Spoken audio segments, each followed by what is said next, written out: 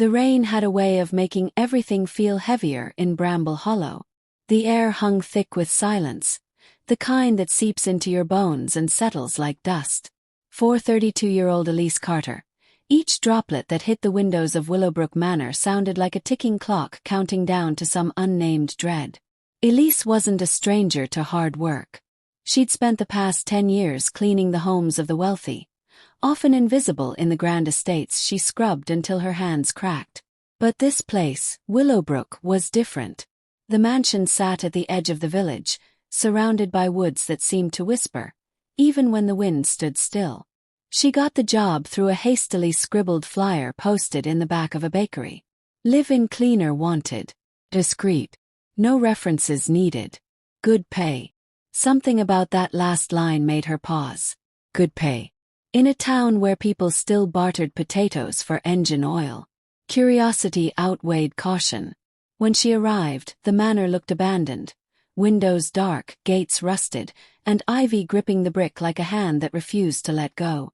Elise nearly turned back, but then the front door opened. Standing there was a woman in her 90s, impossibly thin and dressed in antique layers of velvet. Her silver hair was braided with tiny, dried flowers.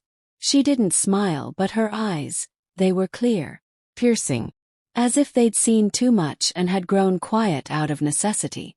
You must be Elise, the woman said. Come in. I don't like to wait. That was how it started. Over the next few days, Elise settled into a strange rhythm. She was given a small, dusty room in the attic with a narrow bed and a rusted lamp. Meals were left for her on a tray outside the kitchen. She rarely saw the old woman, whose name she learned was Agnes Thorne, except during brief interactions when she'd glide silently through the hallways, her presence somehow colder than the drafts that hissed through the windows. Agnes never left the house.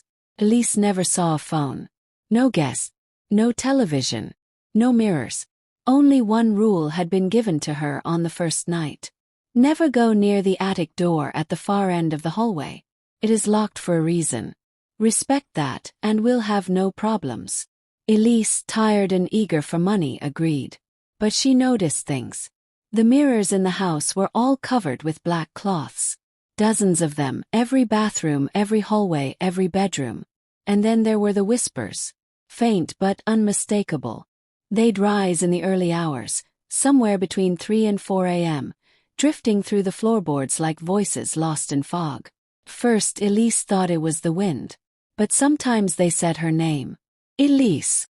Help! On her 4th day, she found a small note tucked beneath her pillow. It was written in ink that looked faded with age. Don't trust her.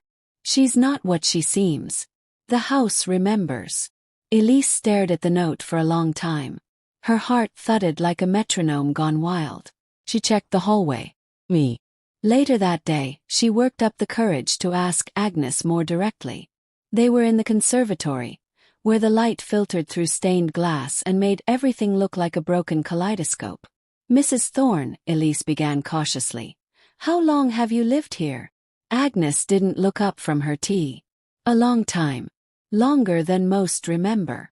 There used to be more people here, didn't there? Elise continued. Servants. Family. Agnes smiled without warmth. They come. They go. The house decides. Elise felt a chill slide down her spine. That night she dreamt of mirrors. In the dream she was standing in front of a large one, her reflection smiling, but she wasn't. Her mirror self reached out and tapped the glass, whispering, "You're already inside." She woke gasping for air. 2 days later, Elise was dusting the upper hallway, the forbidden hallway. She wasn't intending to break the rule. Not really. But the door at the end. It was open. Just a crack. Her breath caught. She looked over her shoulder. No sound from downstairs. Drawn like a moth to flame, she stepped toward it. The room beyond was small and pitch black. The moment she stepped inside, the door slammed shut behind her. Elise screamed and banged on the door, but it wouldn't budge. Then she felt it. Presence. The kind that makes every hair on your body stand at attention. From the corner of the room, a voice, hoarse and broken, whispered, Help me, please, before she finds you too. Elise turned slowly. There, crouched in the corner, was a young woman, no older than 20, skin pale and paper-thin, eyes wide with terror. She keeps us here, the girl hissed. She takes our names, our faces. We disappear one by one. Elise backed away. Who are you? What is this place? But the girl only wept and said, look in the mirror. Then you'll understand. That was when Elise saw it. A large, dust-covered mirror leaning against the far wall. She approached cautiously, her pulse racing. She wiped the glass clean. And froze. There was no reflection. Only darkness. A swirling, endless dark. Suddenly, the door burst open and Agnes stood there, eyes glowing faintly, her voice like silk over razors. I warned you, she said. But now you've seen. And what is seen must be kept. Before Elise could scream, everything went black. She awoke in her bed. The attic one. Her head pounded, her limbs heavy. Was it a dream?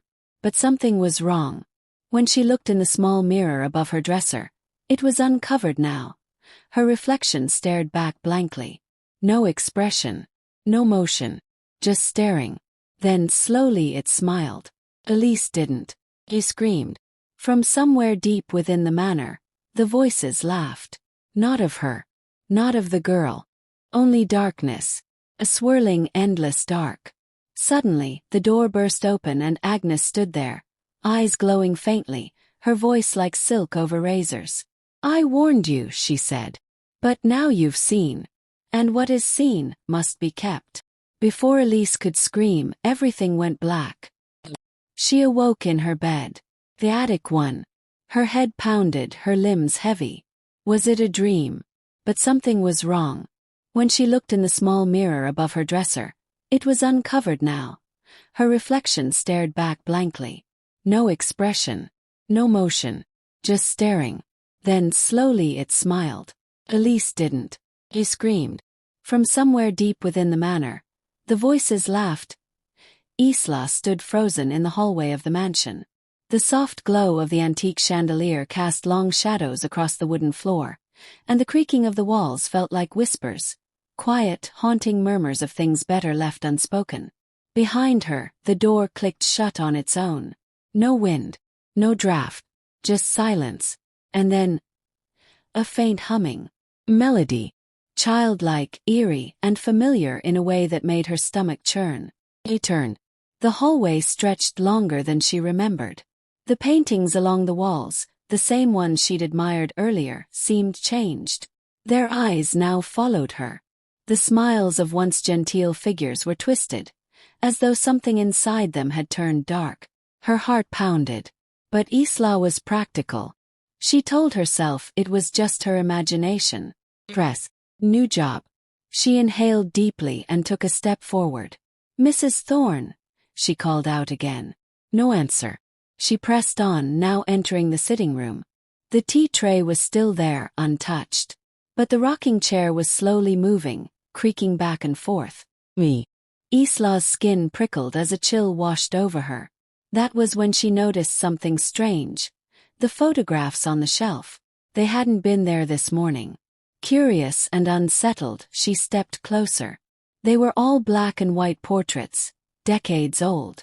One showed a young woman, elegant, distant eyes and a familiar face. She squinted. No, it couldn't be. It looked exactly like Mrs. Thorne, only younger, much younger. Another photograph showed a man in military uniform, but his face had been scratched out violently. Next to it, a small porcelain doll sat with its head turned at an unnatural angle. Isla backed away.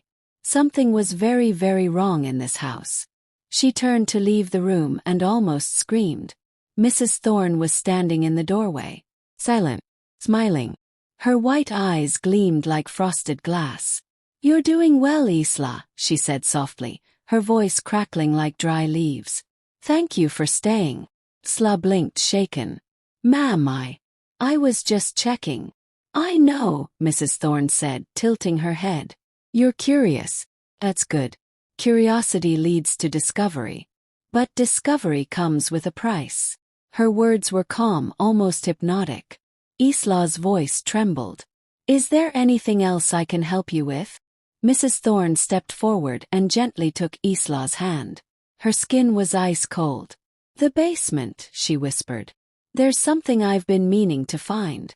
My late husband. He left something down there. Would you be a dear?" Isla swallowed hard. The basement. The one place she hadn't dared go. I can try," she said hesitantly. Mrs. Thorne nodded. "Good girl." And just like that, she turned and disappeared down the hall, her feet barely touching the floor. The basement door groaned as Isla opened it. The air that rushed out was damp and metallic, thick with mildew and something darker. Something that smelled like rusted iron and forgotten time. She flicked the switch. Nothing. Of course the lights didn't work. Arming herself with her phone's flashlight, Isla descended the narrow steps. Each creak underfoot felt like a warning. She reached the bottom and found herself in a vast, open space. Dust floated in the beam of her flashlight like snowflakes from another world. The basement was cluttered with furniture covered in white sheets, like ghosts frozen mid-dance. Shelves lined the walls, filled with ancient books, rotting photo albums, and cages? Isla stepped closer. Yes, rusted iron cages. Small ones. Animal cages, maybe. But then why were there handcuffs hanging beside them? She stumbled backward, nearly dropping her phone. Her light swept across the room and landed on a mural. Painted on the far wall, massive in scale, was a grotesque scene. A woman with hollow eyes stood over a crowd of faceless figures, her arms outstretched like a twisted deity. Children knelt before her, offering bones. Human bones. "No," Isla whispered. And that's when she heard it. Laughter. Childlike. Giggling. But layered. As if many voices were overlapping. Too many. Isla turned around and saw shadows darting just beyond her light. Small, quick, crawling things that disappeared the moment she looked directly at them. Ran. She sprinted up the stairs two at a time and slammed the basement door shut behind her. Chest heaving, heart racing. But standing in the hallway, waiting calmly, was Mrs. Thorne. "You went down there, didn't you?" she asked, voice still smooth as silk. "Ah, yes. You asked me to." Mrs. Thorne's smile widened. "Good. Then the house has accepted you." Isla frowned. "What are you talking about?" Mrs. Thorne didn't answer.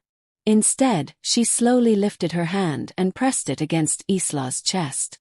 "You have a kind heart," she said. "But you've seen too much now. You must understand. You're part of it." And then the lights flickered. Once. And every painting on the wall let out a long, mournful sigh. That night, Isla couldn't sleep. She tried to convince herself it was a dream. That the laughter, the mural, the cages, it was all stress-induced hallucination. But her phone's gallery told another story. One of the photos she'd accidentally snapped in the basement showed the mural clearly.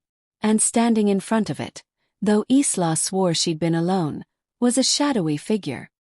Featureless. Its hand on her shoulder. She didn't know what to do. She couldn't quit. Not yet. She needed the money. But more than that, she needed to know what this place was. Who Mrs. Thorne really was. She thought back to the photographs in the sitting room. That portrait, Mrs. Thorne looking no older than 25, in a picture that had to be nearly a century old. Was she a ghost? A witch? Something worse? And what did she mean by "the house has accepted you"? The next morning, Isla arrived to find the mansion different. Livelier. The once dead garden outside had bloomed overnight. Dozens of roses in full blood-red bloom now lined the path to the front door. Inside, the mansion felt warmer. The air smelled of cinnamon and firewood. And for the first time there were other voices in the house. She turned a corner and stopped. Children. 6 of them. Sitting in a circle on the floor in the parlor room. Humming the same haunting melody she'd heard before. They looked up at her, in unison, and smiled. Are you Mrs. Thorne's grandchildren?" Isla asked, forcing a smile. They didn't answer. One little girl with braids simply pointed at her and whispered, "You're the new one." Before Isla could speak again, Mrs. Thorne appeared behind her. "They don't talk to strangers," she said gently. "But they like you." Isla stared at the children. Their eyes were too pale. Their smiles too wide. Mrs. Thorne continued, "You're the first to last more than 3 days. The others always ran. But not you." "Others?" Isla asked, her voice low. Mrs. Thorne ignored the question and placed a hand on Isla's shoulder. "Tomorrow I'll show you the library. The real one. It's time you learned our story."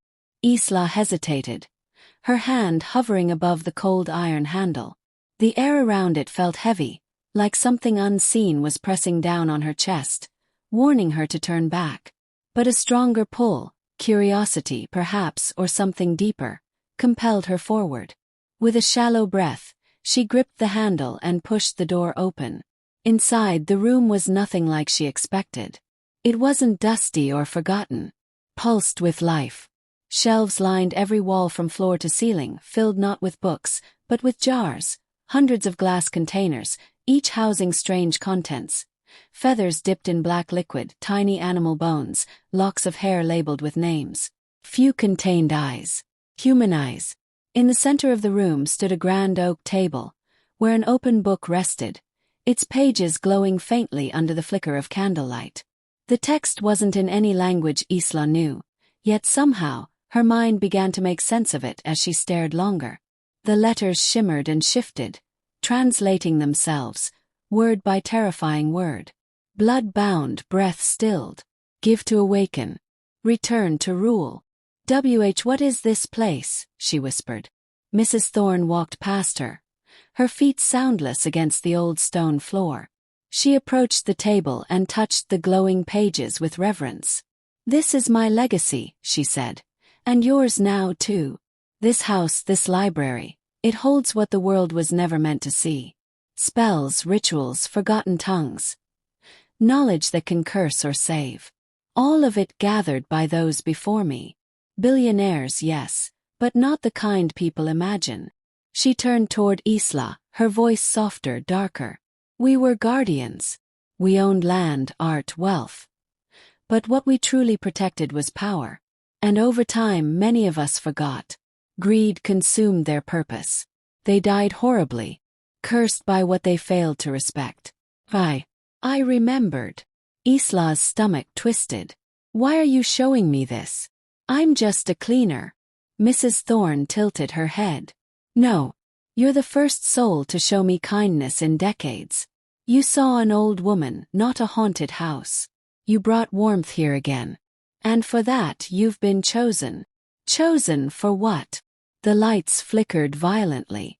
A low hum filled the air. One of the jars on the shelf cracked open, releasing a black mist that slithered toward Isla's feet. It coiled around her legs but didn't harm her. Instead, it felt familiar. Mrs. Thorne's voice deepened. "Tonight you'll dream of fire.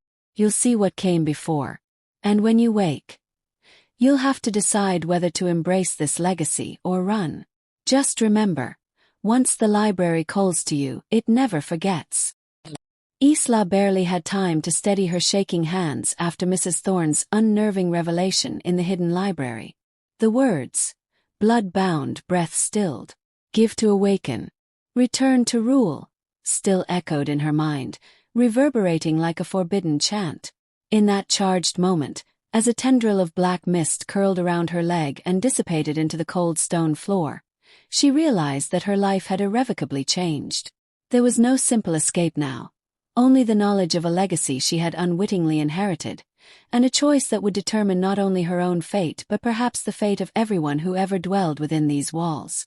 Later that night, while the mansion lay hushed in a false calm, Isla retreated to her attic room. The sparse light of the rusted lamp danced across her trembling features as she sat on her small bed, her mind still reeling from the images and voices of the hidden library. Sleep, however, did not offer solace. It instead ushered in a deluge of surreal dreams.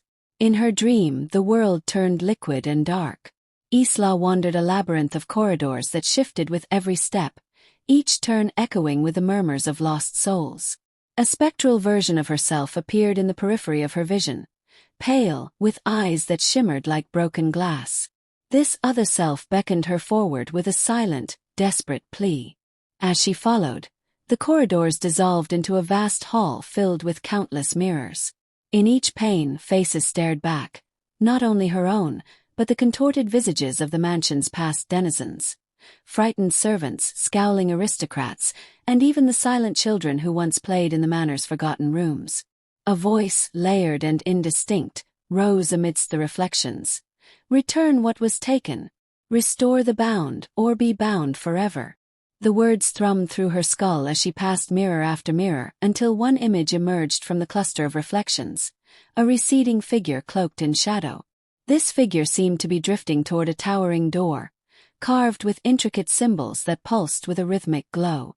The voice repeated, "Return, return," until it faded into a cacophony of whispers. Isla's dream shifted abruptly. She found herself back in the hidden library, but now the room was alive with motion. The jars on the shelves trembled and shook, their dark contents swirling as if stirred by an unseen hand. The open red leather book on the oak table now exuded a faint red luminescence, its pages seemingly breathing. Mrs. Thorne stood at the head of the table, her face both sorrowful and resolute. Around her, spectral figures, ghosts of a long-forgotten past, gathered, each one calling out to the book with muted urgency. "My legacy is not just a gift, it is a curse," Mrs. Thorne intoned softly, her voice carrying over the murmurs of those gathered souls. "I have borne it for decades, sacrificing love and normalcy to protect these memories and powers. Now, the house has chosen another to share this burden." Her eyes locked onto Isla's, piercing as if searching every hidden corner of her heart. "You must decide. Accept the power that binds the legacy, or cast it aside and let the house reclaim what is rightfully its own." At that very moment in her dream, Isla felt an unfamiliar warmth kindle in her chest. A force that was both agonizing and exhilarating surged through her, a feeling of belonging, of rising above the anonymity that had defined her life for so long. Yet it came with a price, a cost paid in memories and perhaps in souls. Before she could speak, the dream dissolved into darkness, leaving her suspended in a void punctuated only by echoing fragments of that final question. "Will you return what was taken?" Isla awoke with a start, drenched in sweat and her pulse hammering in her ears. The soft light of early morning filtered through the attic window, yet the atmosphere felt profoundly colder. The images of the night's dream clung to her like a second skin, the labyrinth of corridors, the pleading mirror self, the insidious call of the open red book, and Mrs. Thorne's sorrowful decree. She sat up slowly, the weight of that haunting inquiry pressing on her mind as she tried to capture its meaning. After a long, silent moment, she knew what she had to do. If she were to survive the house, and perhaps even free herself from the impending darkness, the legacy's balance had to be restored. The cryptic words in the book, the whispers of the bound past, all pointed to one thing. Something had been taken, something essential that needed to be returned. But what? And to whom? Driven by a mix of trepidation and determination, Isla quietly slipped out of her room. The mansion, in its deceptive state of calm, now pulsed with an undercurrent of unrest. Every corridor seemed charged with silent energy, every shadow an entity waiting to be unmasked. Though her body was exhausted, her mind raced with the questions and fragments of revelations from her dream. It was clear that the key lay in uncovering the truth behind Mrs. Thorne's own origin, a mystery intertwined with the tragic fate of the mansion's lost inhabitants. She made her way back to the hidden library. The entrance through the grandfather clock corridor now looked less foreboding, as if the library itself had been waiting for her return. The door, as before, creaked open into the expansive, dimly lit space. Shelves laden with ancient secrets still towered around her, and the red leather book lay open on the grand oak table. Its pages flickered with a life of their own in the wavering candlelight. Mrs. Thorne was already there, seated on an ornate chair that faced the table. Her eyes, luminous and melancholy, met Isla's with an unspoken understanding. "I knew you would come," she murmured gently, her tone both consoling and stern. Isla approached and knelt before the table. "I need to know what was taken," she asked, her voice echoing softly in the vastness of the library. She reached out a trembling hand toward the glowing text, hoping that somehow the story would reveal its secrets to her. For a long moment nothing happened. Then, as if summoned by her desperate plea, the red glow intensified. The letters on the page began to rearrange themselves, reforming into a message that was both ancient and terrible in its simplicity. The innocence of the pure, the laughter of the lost, these once stolen bind the legacy. Only when the child's promise is fulfilled shall the debt be repaid. Isla's breath caught in her throat. "A child's promise," she whispered. The words reverberated in her ears as the library's temperature seemed to drop further, making her shiver uncontrollably. Mrs. Thorne slowly stood. "Long ago, when the world was less burdened by cruelty, I was not the woman you see now.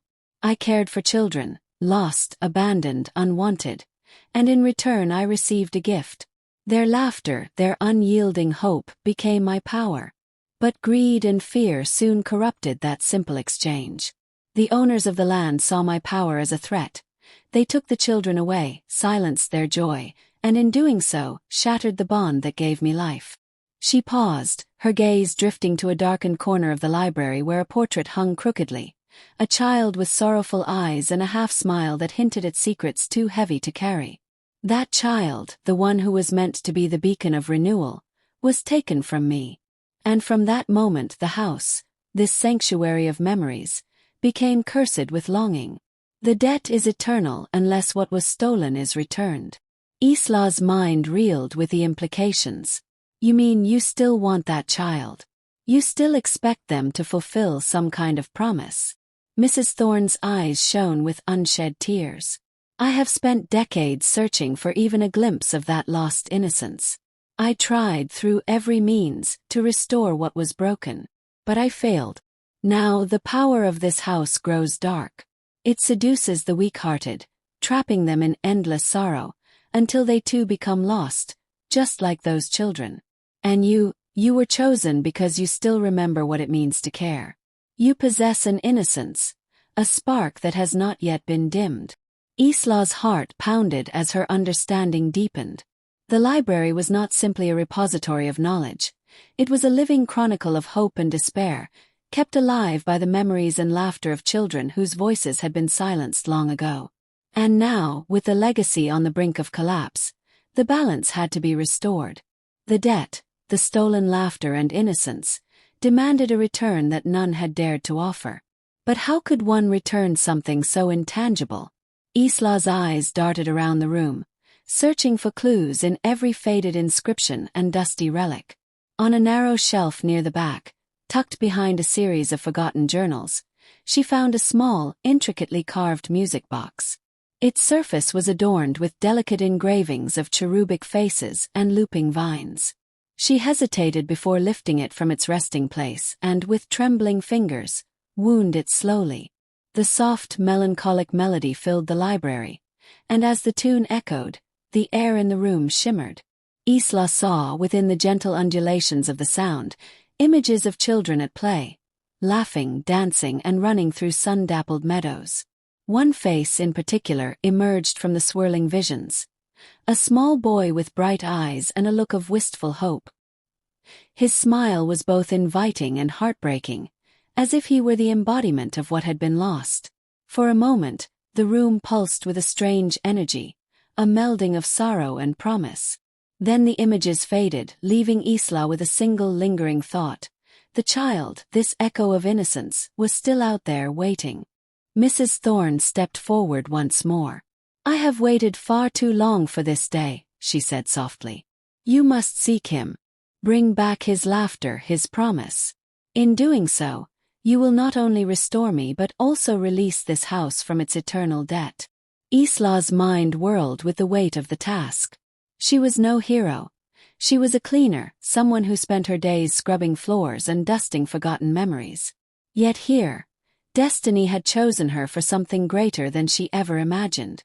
The promise of return and the plea for redemption resonated deep within her, stirring emotions she had long buried beneath routine hardship.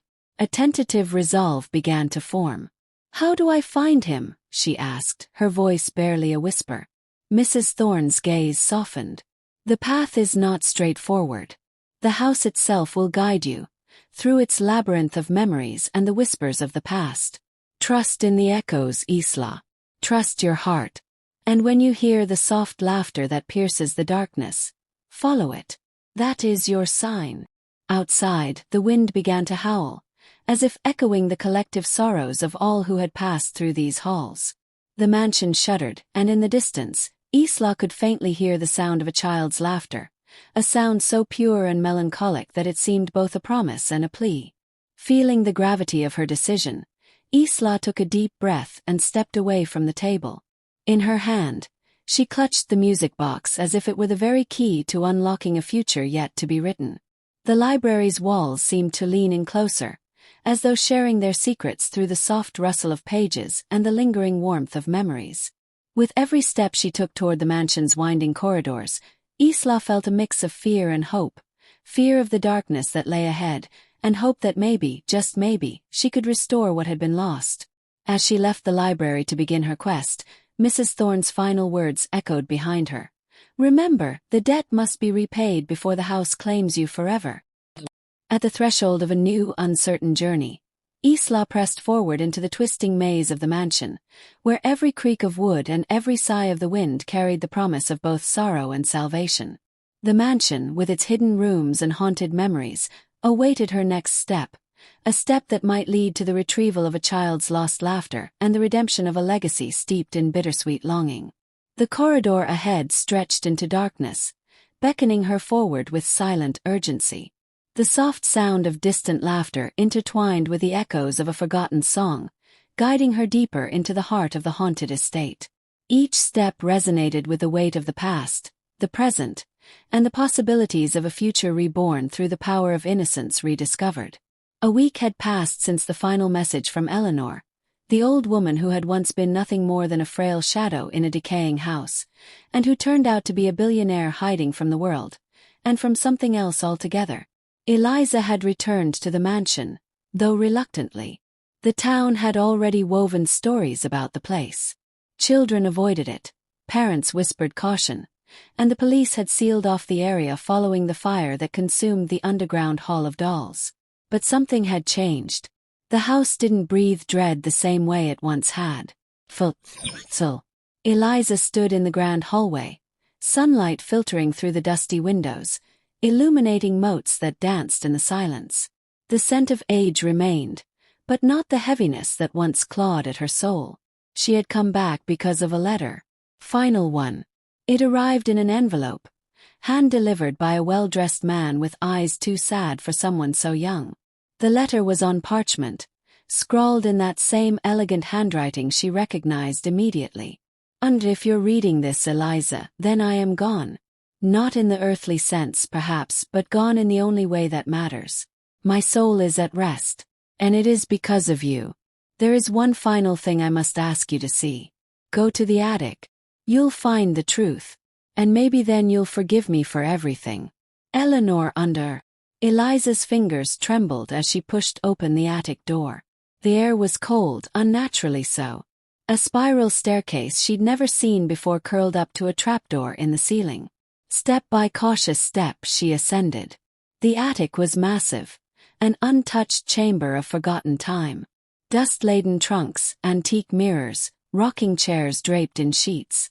But in the center stood a single table, and upon it a music box. A note was placed beside it. "Play it." Eliza turned the key, and the haunting melody filled the room. The mirrors around her began to fog. She turned startled. One by one, reflections that weren't her own began to appear, flickering images of women, some crying, some screaming, some staring blankly with hollow eyes. She saw Eleanor, young and beautiful, laughing at a lavish party. Then the image shifted. Eleanor kneeling beside a crib, tears running down her face. The music changed, slowing, deepening, as though something unseen was drawing closer. The attic's air grew heavy. The floor creaked behind her. "Eliza!" came a whisper. She spun around. Nothing. But the temperature dropped again. "Eliza!" This time the voice came from inside the music box. She stared at it, horrified. Suddenly the melody stopped. And then a single chime. The attic windows exploded inward, shards of glass raining down like silver needles. The rocking chair across the room began to move on its own. From the darkened corner, a shadow began to take shape. "Eliza, don't be afraid." The figure stepped into the light. It was Eleanor. But not the Eleanor she'd known. This version wore a white gown stained with blood, her face gaunt, eyes hollow. Yet her voice was calm, soothing. "You need to know everything. The truth was hidden even from me until I passed on. That house, this attic, the dolls, it wasn't just madness. It was a prison." Eliza froze, watching the apparition. "I was cursed," Eleanor said, "by the very wealth I inherited. You see, my grandfather, he made a deal. Long before I was born. And every woman in our line paid the price. We were never allowed to leave this house. Not truly. Every daughter became a doll. Their souls trapped. Until someone broke the cycle." Eliza's eyes widened. "You did," Eleanor whispered. "You stayed. You showed compassion despite the horror. And that shattered the chain." Suddenly, all the mirrors burst into light. The trapped reflections of women shimmered and rose into the air like silver mist, swirling around the attic, crying, laughing, whispering their gratitude. Eleanor's form began to glow. "I can finally go now." The rocking chair ceased its movement. The shadows faded. But before Eleanor vanished, she extended her hand. In her palm a small key. "This is yours now." Eliza took it. "What does it open?" "The vault. Beneath the floorboard."